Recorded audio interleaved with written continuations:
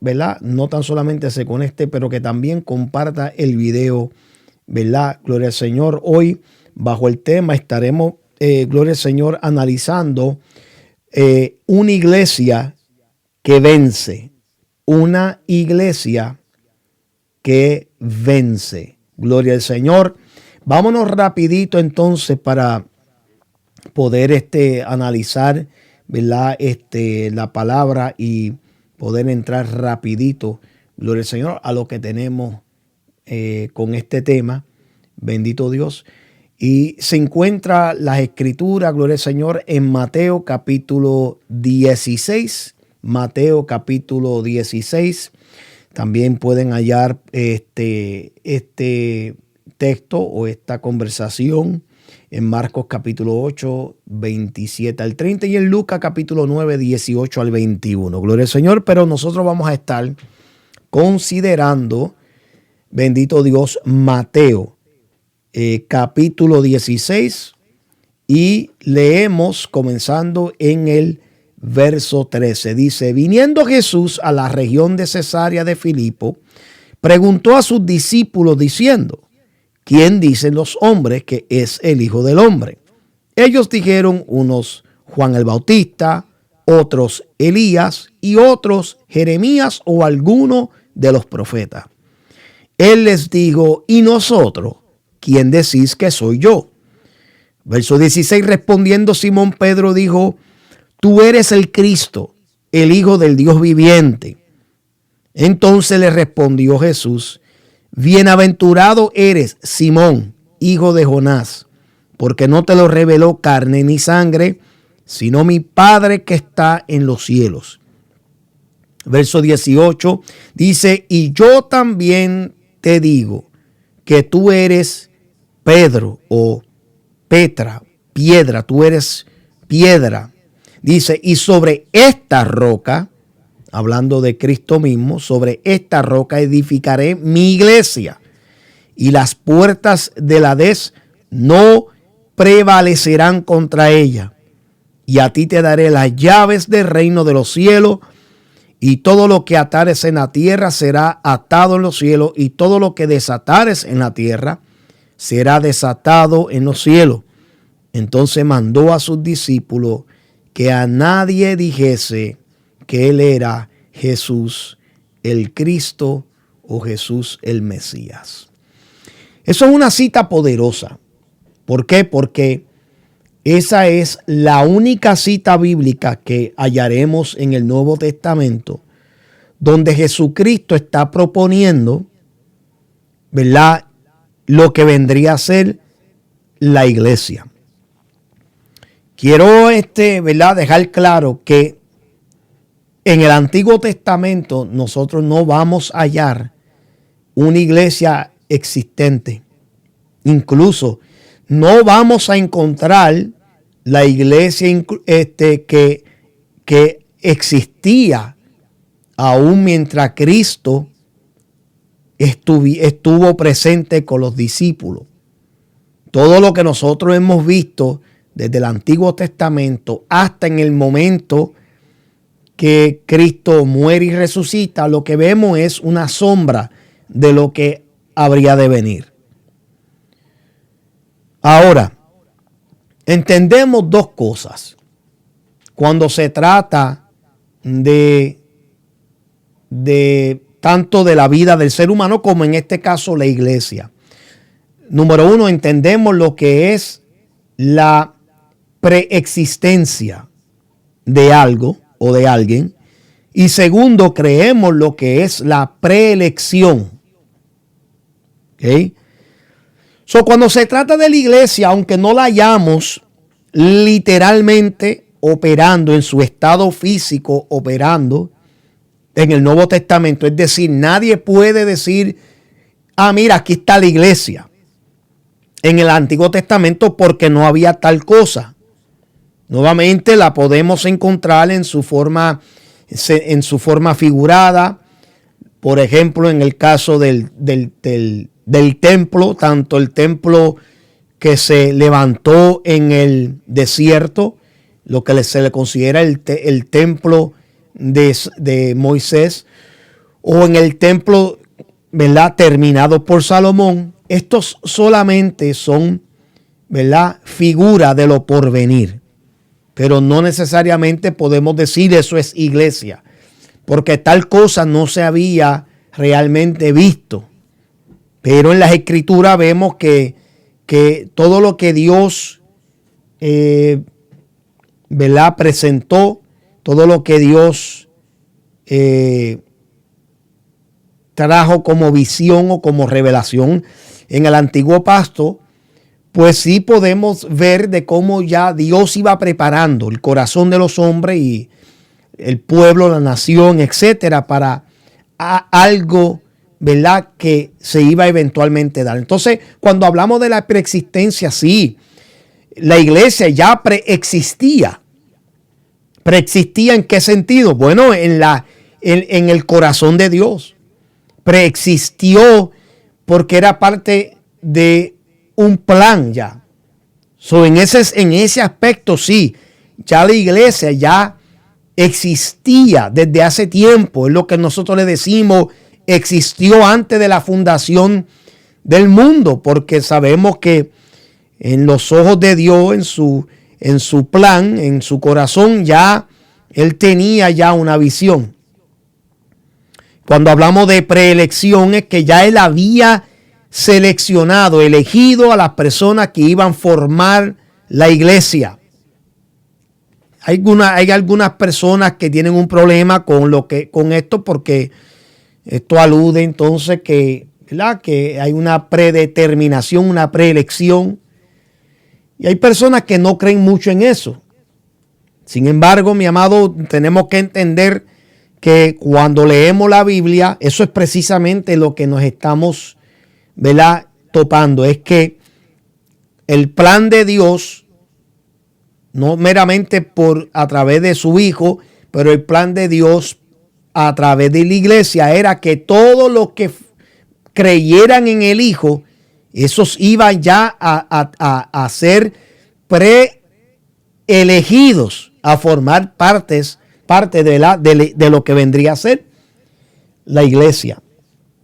Y cuando consideramos la declaración de Jesús en Mateo capítulo 16, pues obvio que su plan para lo que él llamó eclesia, que es asamblea, o lo que vendría a ser un grupo de gente que vendrían a formarse y a unirse con un mismo propósito, pues sabemos que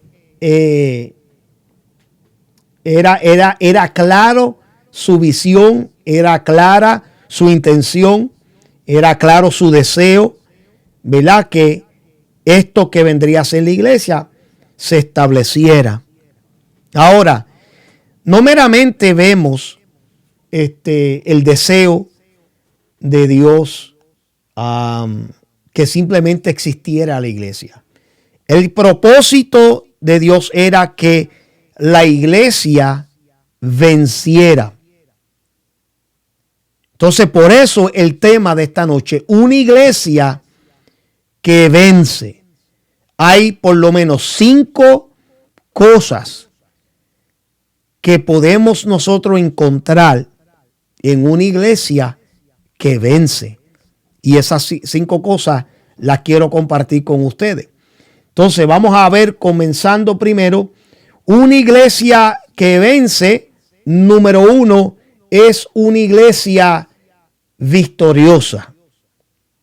Una iglesia que vence es una iglesia victoriosa. Es decir, es una iglesia que no tiene miedo. Es una iglesia que no se detiene.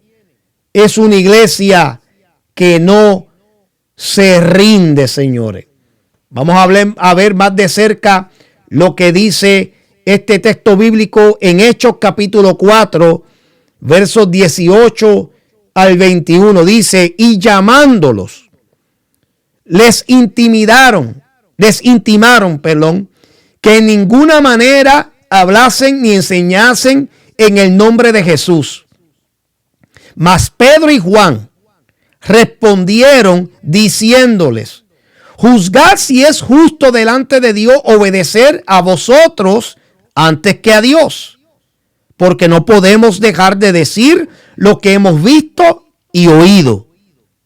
Ellos entonces les amenazaron y les soltaron, no hallando ningún modo de castigarles por causa del pueblo, porque todos glorificaban a Dios por lo que se había hecho. Queda claro, señores, que obviamente una iglesia que vence es una iglesia victoriosa en el sentido que no se deja amedrentar, que no coge miedo, que no se detiene, que no se rinde. Aquí vemos que el concilio de los religiosos quisieron tratar de intimidar a Pedro y a Juan. Y los trataron de intimidar en el sentido de que quisieron censurarlos. Quisieron buscar la manera de que ellos dejaran de estar predicando y enseñando en el nombre de Jesús.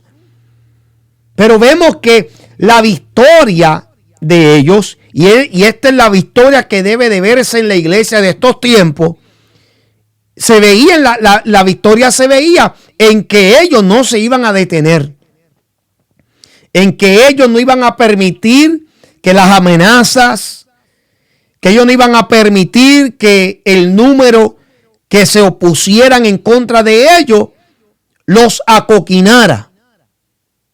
Ellos no se iban a dejar bullear, porque eso es lo que hoy en día se está viendo. Se está viendo mucho bullying, se está viendo mucho desafío, se está viendo mucho, ¿verdad? Mucho miedo que quieren meter, amedrentando a la iglesia. Pero la iglesia que quiere vencer tiene que ser una victoriosa. La victoria de la iglesia se ve y se manifiesta cuando no se detiene. Cuando es una iglesia que no permite que el miedo sea lo que la paralice. Porque el diablo sabe que si puede meter miedo, el diablo sabe que si puede amedrentar, eso puede provocar algún tipo de parálisis. Y nosotros no somos de los que vamos a permitir que nada ni nadie nos detenga en el camino. Porque cuando Cristo tenía en mente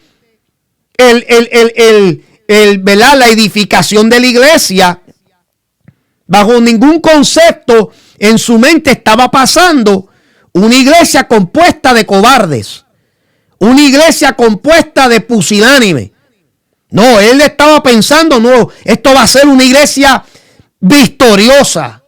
Porque él dijo que ni las puertas del Hades prevalecerán. Yo siento la gloria del Señor. Él dijo, las puertas del Hades no prevalecerán contra ella.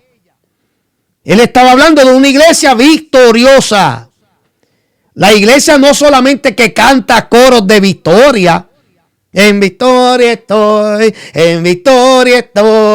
canto con gozo y alabo al Señor. Pero viene el diablo, te amedrenta y tú eres el primero en salir corriendo.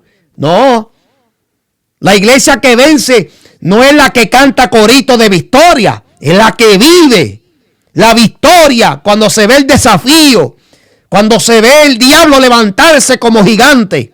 La iglesia que vence no es la que meramente canta victoria de la boca para afuera, es la que se para en la brecha a pelear contra el infierno, contra el diablo, contra los demonios, contra los principados y las potestades y contra cualquier persona que se deje usar del mismo diablo.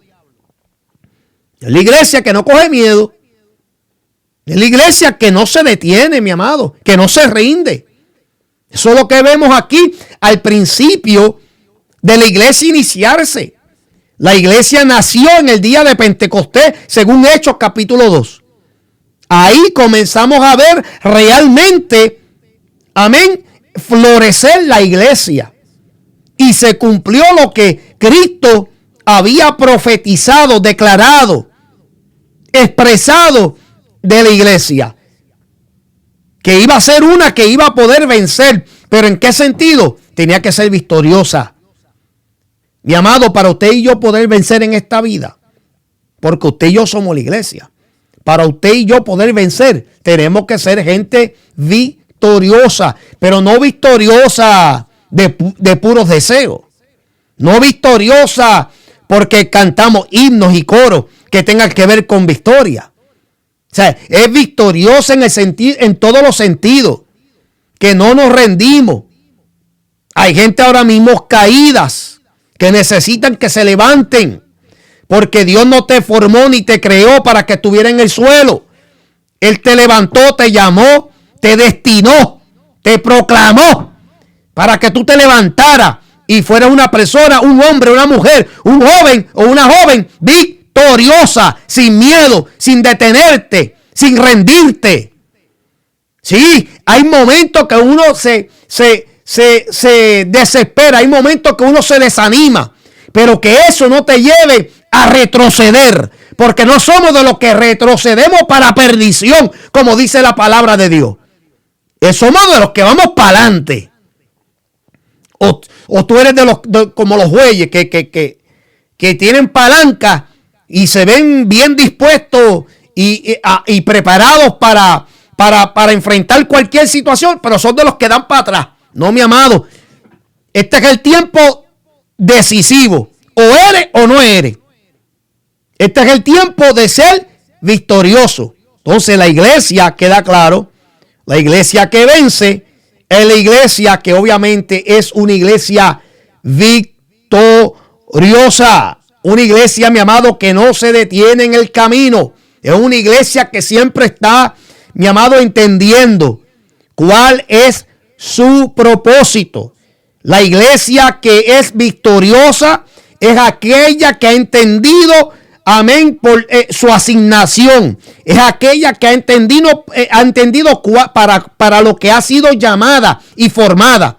Es una iglesia que no es manipulada por los hombres. Es una iglesia que es controlada siempre por el Cristo de la gloria.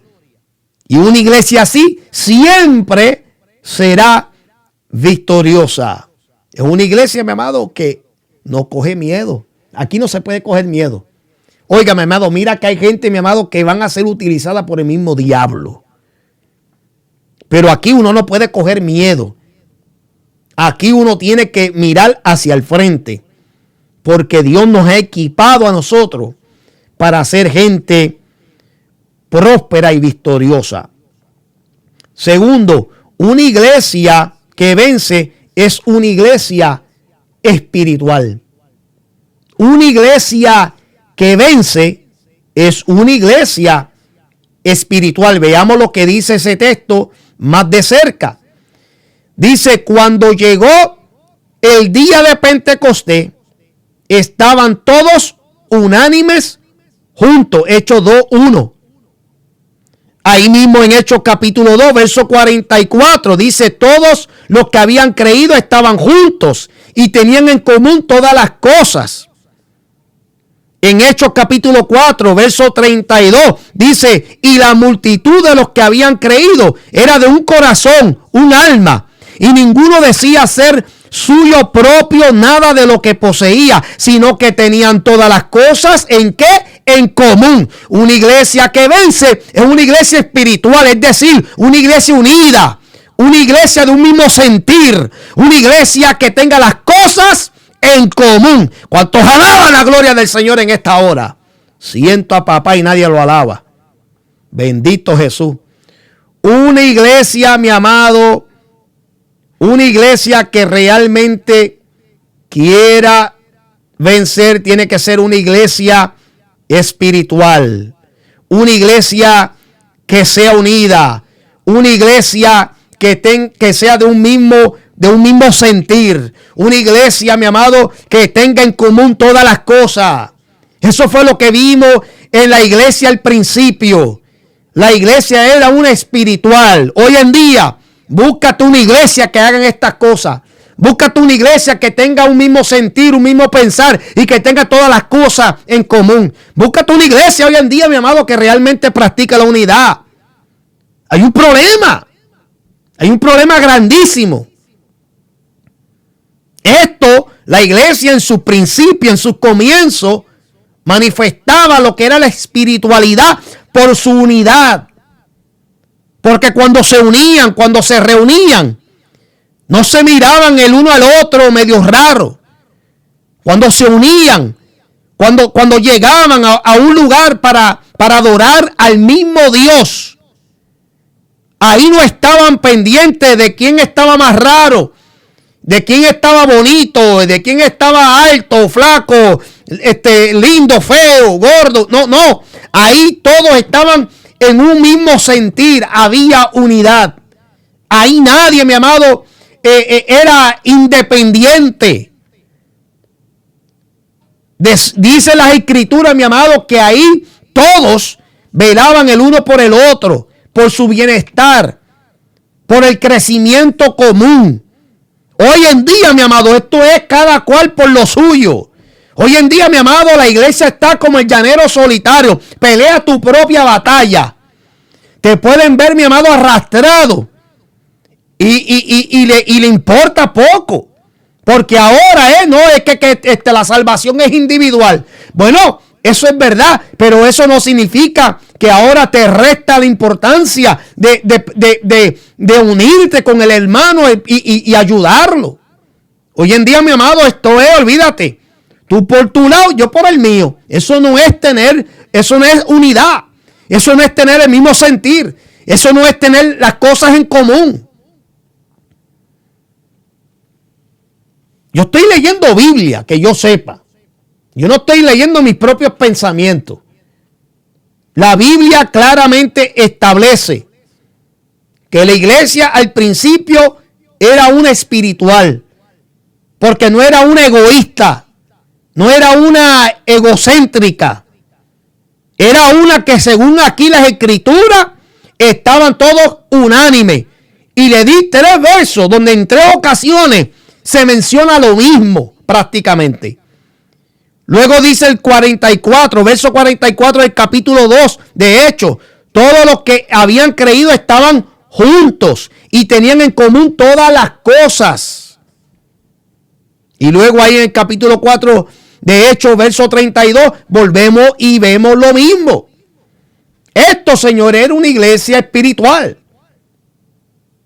Y ellos vencieron en una época y en un tiempo donde realmente, mi amado, no era fácil.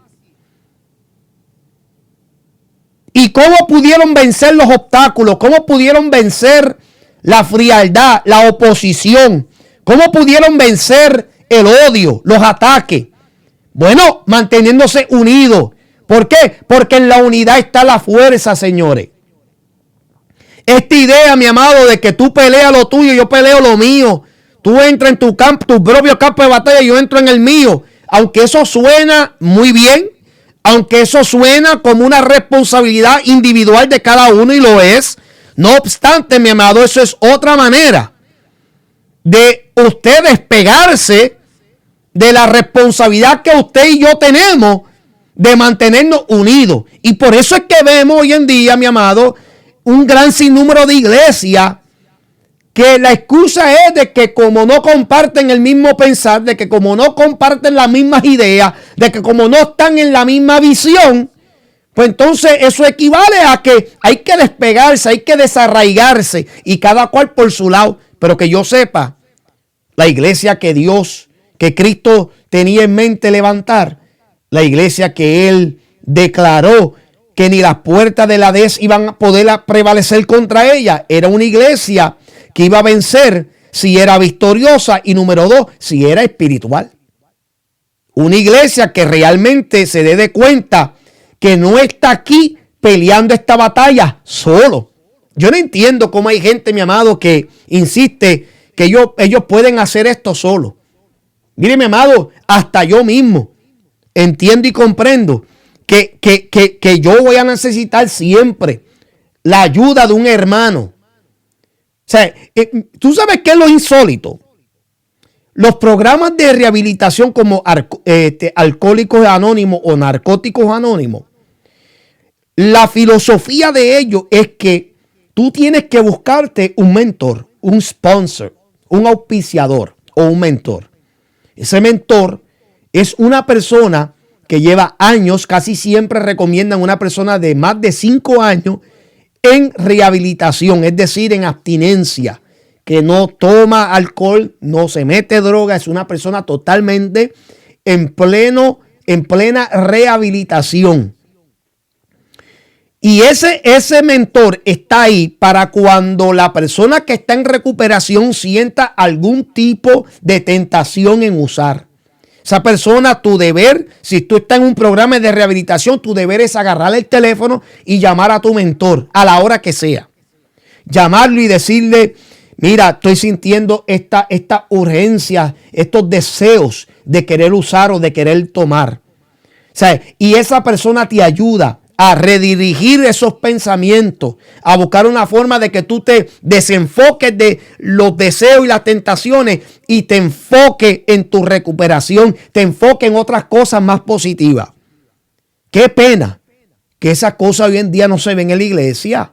Hoy en día, si tú quieres llamar a alguien para poder conversar o poder dialogar en algún asunto personal, hay varias cosas que pueden suceder. Número 1, no te agarran el teléfono. Ven que eres tú que estás llamando y no te agarran el teléfono. Número 2, si te agarran el teléfono, lo primero que te montan es la excusa que no tienen tiempo, que lo llame otro día. ¿Me entiendes?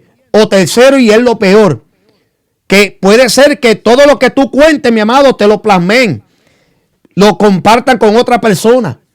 Entonces ya lo que tú compartiste, que pensaste que podía confiar en esa persona, ahora lo sabe 500,000 personas. Entonces, ese es el problema. Y por eso es que hoy en día, mi amado, tenemos una gran crisis de nosotros poder levantar a los guerreros caídos, porque la iglesia ha perdido la espiritualidad, lo que es la unidad, lo que es estar un mismo pensar, un mismo sentir y tener las cosas en común. Entonces la iglesia, yo pienso que en estos tiempos no está venciendo como debe de vencer. ¿Por qué? Porque le falta espiritualidad. Segundo, una iglesia que vence es una iglesia, mi amado, que está nutrida en la palabra. Es una iglesia que está nutrida en la palabra. Vamos a leer lo que tenga que decir más de cerca, ¿verdad? Ese verso. Vamos a leer en Hechos capítulo 2, en capítulo 2, ahí mismo, en los mismos versos, lo podemos ver. Era una palabra, era una iglesia que estaba realmente nutrida en la palabra. Era una iglesia que cuando se unía, mi amado, no era nada más a estar bochinchando. Hoy en día, mi amado, cuando la iglesia se une, tú ves, mi amado, que lo único que sirven es para estar chismeando y bochinchando. Pero esta iglesia primitiva era una iglesia que estaba nutrida en la palabra. Cuando se unían, no era nada más cantar salmos, pero era una iglesia que estaba nutrida en la palabra, las palabras que ellos recordaban del maestro. Cuántos numerosos cuentos, historias, alegorias, parábolas no escucharon los discípulos. Al unirse, no tan solamente se unían para repartir lo que traían a la mesa, sino que más bien escuchaban palabra del Señor, estaban nutridas. Por eso cuando salían podían vencer, porque estaban nutridos de esa palabra, nutridos de la palabra de verdad, la palabra que los libertó a ellos en una ocasión cuando más la necesitaban. Esa palabra que Cristo constantemente depositaba sobre ellos, palabra incluso que aunque no la entendían, pero era una palabra sólida, una palabra penetrante, una palabra que edificaba, que los levantaba, que los animaba. Era una palabra que los estaba nutriendo. Hoy en día tenemos un grave problema en la iglesia, porque hoy en día la iglesia promedio no se está nutriendo en la palabra. Se estará nutriendo de problemas y situaciones, se estará nutriendo del chisme, del cuento, se estará nutriendo, mi amado, de cualquier otra cosa, menos de la palabra del Señor. La palabra de Dios, yo siempre le he dicho, los milagros, y esto tú lo puedes buscar en la Biblia, señores. En la Biblia tú vas a encontrar que la iglesia, que la gente que recibían los milagros, no era una garantía de que permanecieran. ¿Usted se cree que de las personas que gritaban, crucifícale, ustedes no se creen que ahí dentro de esa gente no habían personas que recibieron milagros?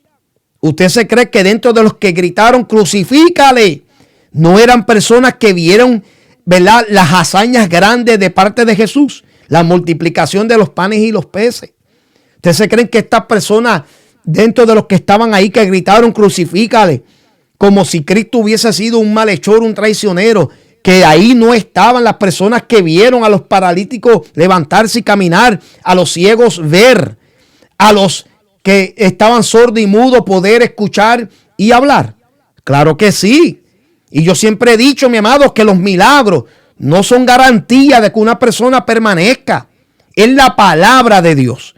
La palabra en su forma, mi amado, de alimento que nutre el alma y el espíritu, es lo que garantiza la firmeza de cualquier creyente. No son los milagros. Los milagros, mi amado, tarde que temprano la gente se cansarán de los milagros, mi amado. Esa es la realidad.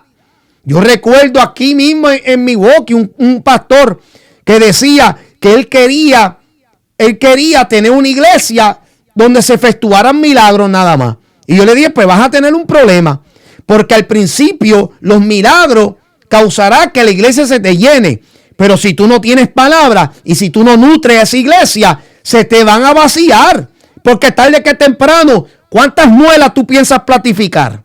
¿Cuántos brazos y cuántas piernas tú vas a pensar estirar y ponerlas igualitas? ¿Cuántas curvaturas de pie tú piensas hacer? Se te van a acabar los milagros. Y las personas, las pruebas cuando le lleguen las tormentas, los torbellinos, cuando le llegue una vorágine de situaciones a la gente, mi amado, las curvaturas de los pies, las platificaciones de muela, no los va a ayudar. Lo que los va a ayudar es tener la palabra sembrada en sus corazones.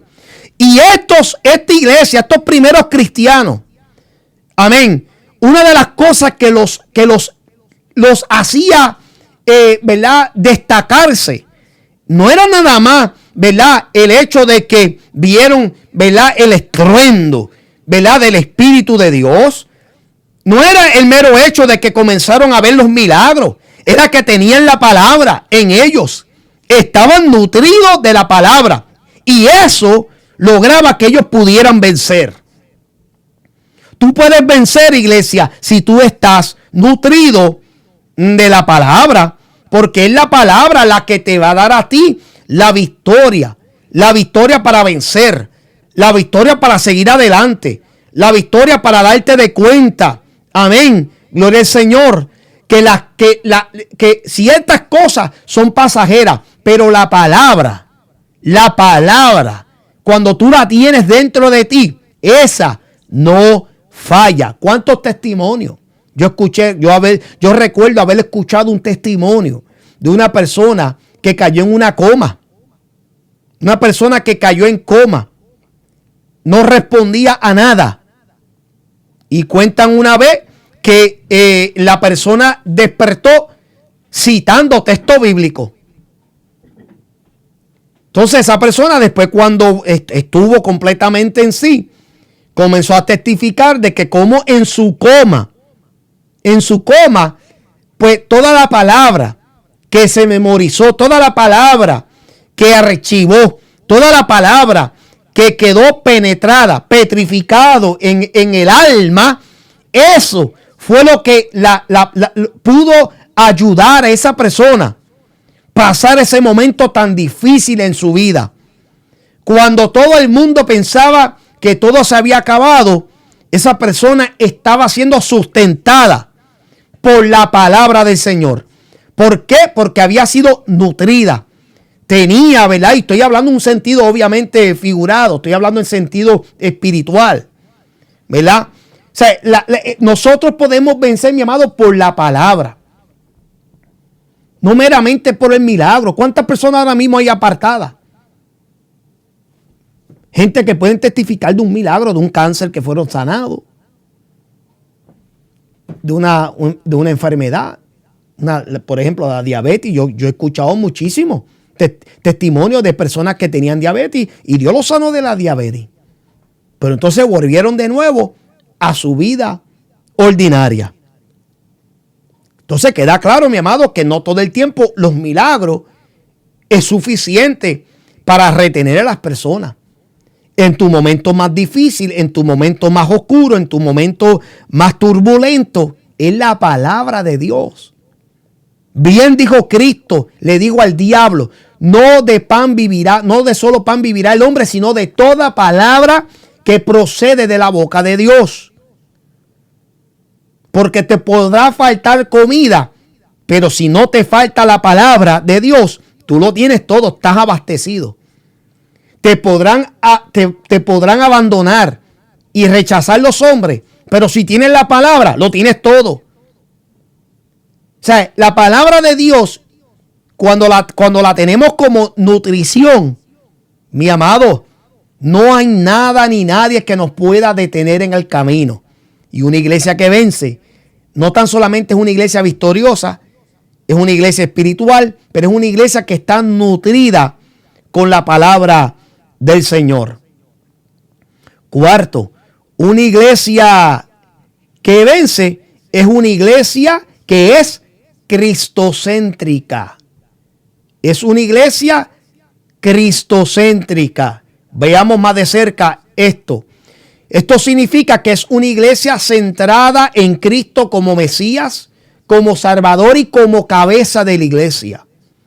Vamos a ver lo que vemos en Hechos capítulo 3, verso 14 al 16. Dice, mas vosotros negasteis al santo y al justo y pedisteis que se nos diese a un homicida y mataste al autor de la vida, a quien Dios ha resucitado de los muertos, de la cual nosotros somos testigos, y por la fe en su nombre, a este que vosotros veáis y conocéis, le ha confirmado su nombre, y la fe que es por él ha dado a este esta completa sanidad en presencia de todos vosotros.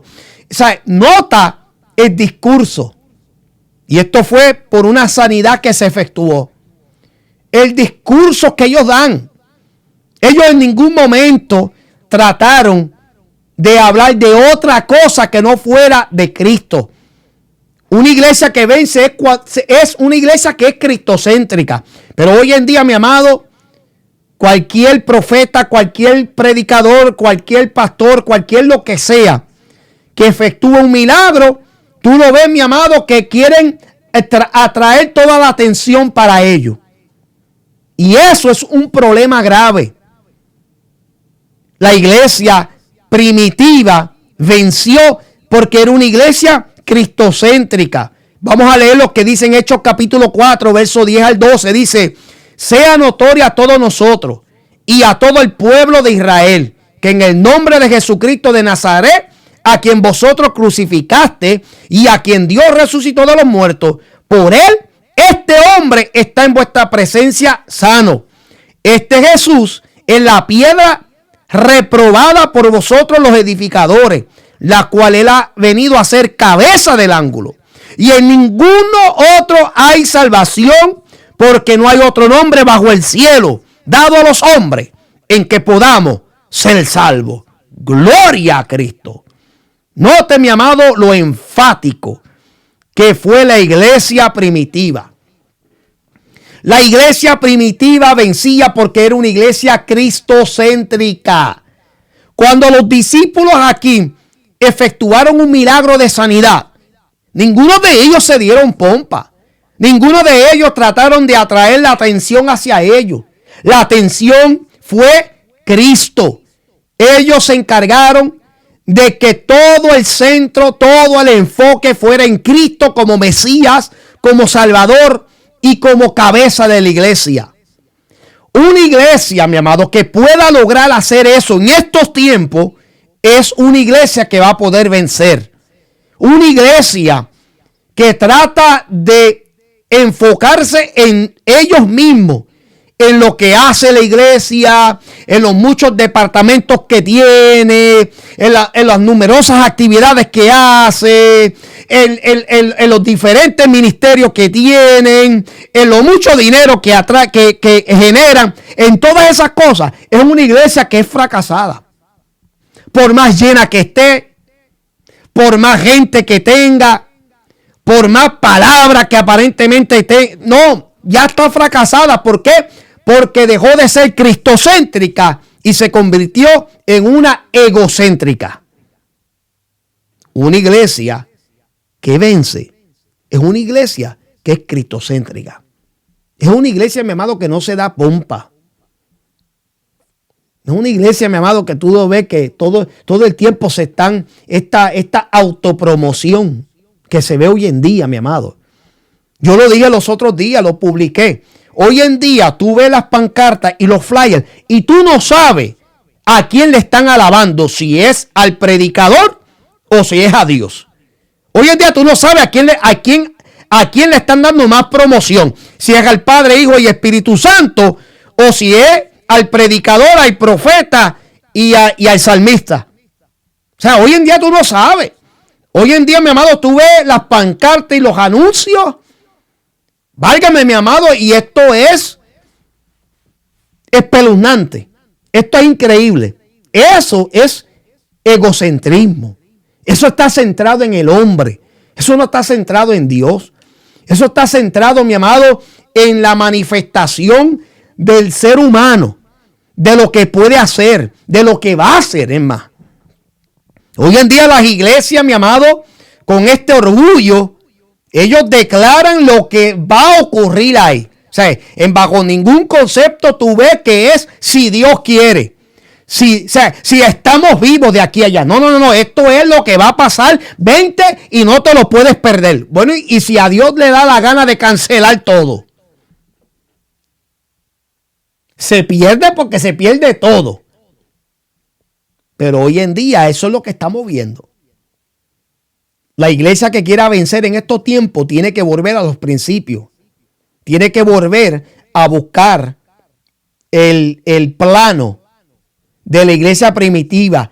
¿Qué fue lo que ellos practicaron en el principio que les funcionó tanto que pudieron vencer, que pudieron pasar por encima a todos los obstáculos? ¿Qué era lo que la iglesia de ese tiempo hizo que se distingue muchísimo a la iglesia de estos tiempos, que no está haciendo lo mismo que hacía esa iglesia? La iglesia de esos tiempos era cristocéntrica, señores. No había nada que si no tenía nada que ver con Cristo, no querían tener parte ni suerte con eso. Porque ellos entendían, mi amado, que la iglesia funcionaba si Cristo era el centro. O sea, la iglesia tenía que funcionar de esa manera. Hoy en día estamos corriendo un peligro bien serio. Porque no estoy viendo realmente, mi amado, y conste, usted no se tiene que dejar llevar por mi criterio. Analícelo bien. Mire las iglesias hoy en día. Y usted identifique si realmente, ¿verdad? Al usted analizar si realmente las iglesias son cristocéntricas. Es bien difícil. Y estamos en unos tiempos peligrosísimos. Y por último, una iglesia que quiera vencer tiene que ser una iglesia esforzada. Tiene que ser una iglesia esforzada. Vamos a leer más de cerca lo que dice ese verso. Hechos capítulo 2, verso 45 dice: y vendían sus propiedades y sus bienes y los repartían a todos según la necesidad de cada uno. Hechos capítulo 4, 34 al 35 dice: así que no había entre ellos ningún necesitado, porque todo lo que poseían, heredades o casas, las vendían y traían al precio de lo vendido y lo ponían a los pies de los apóstoles y se repartía cada uno según su necesidad. Ahora, ojo con esto. Con esto yo no estoy queriendo decir, ¿verdad?, que pues que usted tenga que vender las cosas y traerlas. No. El punto que yo quiero traer aquí era lo esforzado que era la iglesia en el principio. La iglesia primitiva era una iglesia esforzada que trabajaba, que se esforzaba para el cuidado de los más necesitados. Hoy en día, mi amado, tú sabes que es triste, que hoy en día la gente tiene que esperar que Dios les revele. Hoy en día la gente necesita que Dios, con voz audible y tronante, le diga: mira, muchacho, el hermano que tú tienes a tu lado está pasando necesidad, no tiene de qué comer. La gente tiene que esperar escuchar la voz estruendosa de parte de Dios para saber si un hermano está pasando necesidad. O sea, hoy en día, mi amado, esto es, el pastor desde el frente a veces tiene que casi hasta amenazar. Y si no amenaza, tiene que buscar una manera de incentivar entonces a la iglesia a que dé y coopere. O sea, hoy en día la iglesia, mi amado, no se quiere esforzar. O sea, quiere todo, mi amado, quiere el mamey. Quieren, como decimos nosotros, el güey sacado. No se quieren esforzar, no quieren trabajar. Mire, mi amado, y esto yo lo digo con mucho respeto, pero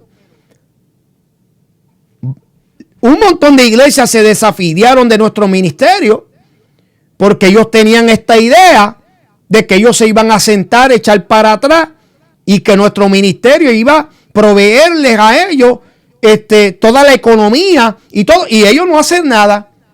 Una iglesia, algunas iglesias de ellos llenas. Y cuando estoy hablando de llena, que era llena relativa al espacio, ¿verdad?, del cupo que podían meter ahí. So, si el edificio permitía 100 tenían. Entonces yo en una ocasión a varios pastores le dije: pero ven acá. O sea, cuando me mandaban fotos y decía: ven acá, esos son los miembros de ahí. ¿Y qué? Que ahí nadie puede trabajar, ahí nadie se puede esforzar para hacerla. Bueno, es que ese es el problema, mi amado. No me gusta hablar de estas cosas, pero o sea, estamos en unos tiempos donde estamos nosotros fomentando la ociosidad. Estamos fomentando, mi amado, en que no, eso le toca al pastor, que lo haga él. Yo no tengo que cooperar en nada. Oh, pero cuando necesita, ahí quieres que el pastor haga. Cuando necesita, ahí tú quieres que la iglesia respalde. La iglesia primitiva, señores, aquí no vemos, mi amado, que había que esforzar a nadie. Aquí lo que vemos es una disposición personal y voluntaria. Aquí estamos viendo una iglesia unida, una iglesia que realmente tenía el gozo de Cristo por dentro. Esto era una iglesia, mi amado, que no había que obligarla. No había que decirle: mira, si coopera, te doy esto. No, o sea, no había que buscar manera de incentivarla. La iglesia se movió a misericordia. La iglesia se movía, amén, porque sentían ahora un empuje de responsabilidad para poder ayudar y cooperar, para que la obra se sosteniera, para que la obra echara hacia adelante. Pero vuelvo y digo, como dije al principio, hoy en día cada cual es por lo suyo. ¿Tiene hambre? Busca entonces cómo comer. Esa es la respuesta y la conducta hoy en día de la gente, de la iglesia. O sea, tenemos que entender, mi amado, que como único nosotros podemos como iglesia vencer es si somos una iglesia esforzada. Una iglesia, mi amado, que no esté esperando con las manos así estrechadas que las cosas caigan del cielo. No existe tal cosa. No existe tal cosa. Si tú esperas y pretendes que las cosas te van a caer como por arte de magia, tú estás equivocado. Aquí uno tiene que a veces esforzarse. Uno tiene que buscar la manera de ayudar, de cooperar. La iglesia más fructífera, más bendecida son las iglesias que cooperan, las iglesias que se esfuerzan, las iglesias que trabajan, la iglesia, mi amado, que no están metiendo peros ni excusas. No, son iglesias que vamos a trabajar. Son iglesias que no hay que esperar, mi amado, que el pastor le diga lo que tienen que hacer. Son iglesias, mi amado, ¿verdad? Que son ya, que se determinan, mi amado. Son iglesias que ya están determinadas a trabajar. Son iglesias que echan hacia adelante. Son iglesias, mi amado, que les encanta ayudar y extenderle la mano al necesitado. Ese es el verdadero significado de la iglesia. No es meramente una iglesia compuesta de gente que piensan en lo mismo. Es una iglesia que tenga las cosas en común, que tengan el mismo sentir, el mismo padecer. Y si tenemos el mismo padecer, eso significa que yo me debo mover a misericordia porque me estoy compadeciendo de aquel que necesita, de aquel que no tiene lo que yo tengo. Es una iglesia que se esfuerza. Que se esfuerza no meramente en ayudar, pero también que se esfuerza en lograr que tanto yo y mi hermano también, que tengo a mi lado, nos esforcemos también los dos juntos a llegar al cielo. Una iglesia que busca cooperar colectivamente para que las cosas se den. Porque como dije al principio, en la unión está la fuerza. El mismo diablo sabe eso. Qué pena que la iglesia no lo comprende todavía.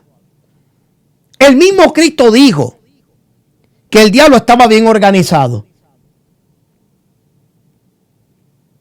Porque él dijo que si él y esto él lo decía cuando a él le dijeron que él con el poder de Belzebú echaba fuera los demonios. Y él dijo, si eso es así, entonces el reino del diablo ha venido. Porque tú no te puedes ir, no puede haber división en una casa y pretender que vaya a haber unidad y que vaya a sostenerse. Son una iglesia que vence, una iglesia que se esfuerza, una iglesia que se une, una iglesia que entiende cuál es su rol y cuál es su papel, que es una que cubre la necesidad, es una que coopera. Pero para hacer eso tienes que esforzarse. No puede ser una ociosa. No puede ser una de, no, dale, que yo voy. Sí, porque hay gente, mi amado, que van a la iglesia y es como si se estuvieran sentando en un transporte. Como si se estuvieran sentando en una guagua. Dale, chofer, y le dan dirección al pastor. Dale, tú eres el que sabe el camino. Dale, que yo me siento aquí como un pasajero.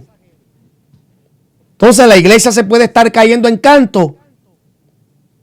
Mire, mi hermano, hay iglesias donde la pintura se está cayendo en canto. Las lámparas guindando en un cordel eléctrico. Pero no hay nadie que tiene la iniciativa de decir, pastor, ¿sabes qué? Yo le voy a comprar esa lámpara. Pastor, ¿sabes qué? Voy a buscarme 2 o 3 hermanos. Hermano, ni decirle nada al pastor. Llegan 2 o 3 hermanos y llegan a la iglesia y cuando el pastor llega a la iglesia pinta. Esos son hermanos esforzados. Qué bonito es tener gente así. De verdad que sí. Yo los he tenido. Qué lindo es tener gente, mi amado, que saben trabajar, que se esfuerzan. Porque después cuando tú terminas y cuando tú ves lo que lograste hacer con esfuerzo, con amor, cuando tú logras ver que con tu esfuerzo lo que se logró completar, mi amado, es una gratificación que todo es para la gloria del Señor, pero tú te sientes también realizado. Porque te das de cuenta que fue por tu esfuerzo que se pudo lograr hacer algo. Se pudo lograr ponerle comida en la mesa a una familia. Se pudo lograr, ¿verdad?, arreglar una casa. Se pudo lograr, amén, arreglar varias cosas en la iglesia. O sea, todo por el esfuerzo.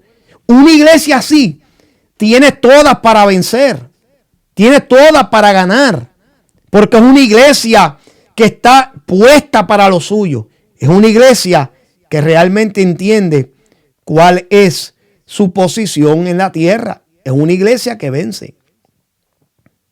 Es una iglesia que realmente ha entendido cuál es su llamado.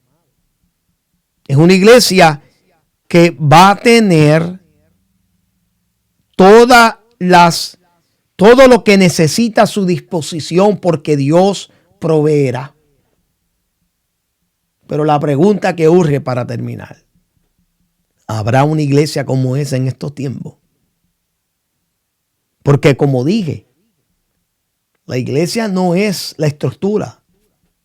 La iglesia no son las bancas, no son las sillas. La iglesia no es el púlpito. La iglesia no son los instrumentos. La iglesia es usted y soy yo.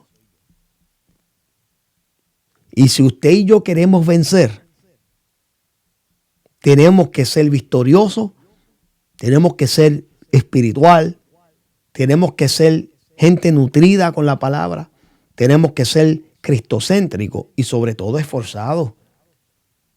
Eso es lo que Dios está buscando en la iglesia para este siglo XXI. Una iglesia que pueda, que aunque haya trascendido a través de los años y que se sabe que ha cambiado muchísimo, el maquillaje de la iglesia ha cambiado bastante. Eso ni para qué decir. Pero aún así no debemos cambiar los principios. Aún así la iglesia no debe, aunque los tiempos sean distintos, pero la iglesia no debe de cambiarlo en lo que ha creído. No debe de cambiar en el modelo que fue creado con la iglesia primitiva. Debiéramos de seguir ese patrón y debiéramos de seguir ese mismo ejemplo para que entonces nosotros podamos vencer más aún en unos tiempos tan peligrosos como el que nos ha tocado vivir ahora en estos tiempos. Que el Señor me los bendiga, que el Señor me los cuide, mis amados. Gracias por la sintonía, mis amados.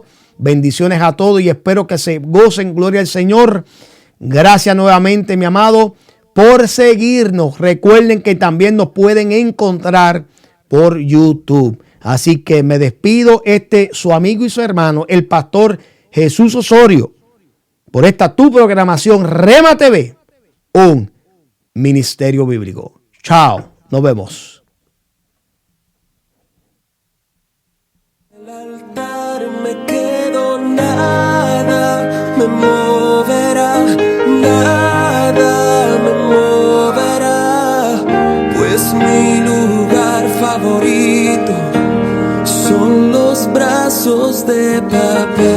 En el altar te conocí y en el altar me quedo. En el altar te conocí y en el altar me quedo.